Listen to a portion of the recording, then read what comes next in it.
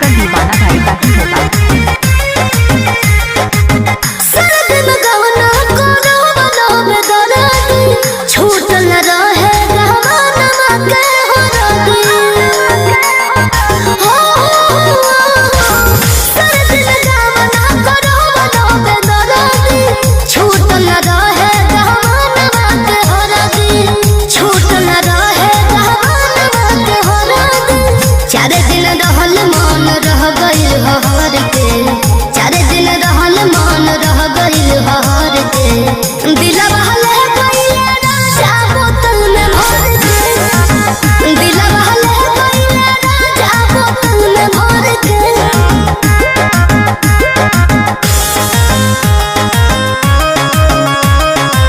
सुन रहे दिवाकर दीवाना भाई।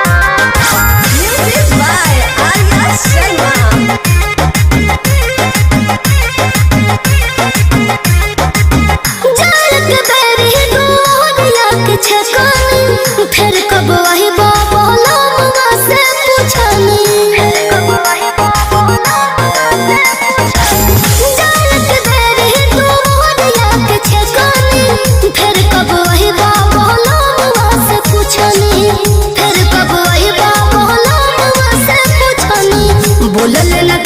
जिया रह गईले जर के बोलल न कुछ जिया रह गईले जर के दिलवा ले गईले राजा बोतल में भर के दिलवा ले गईले राजा बोतल में भर के।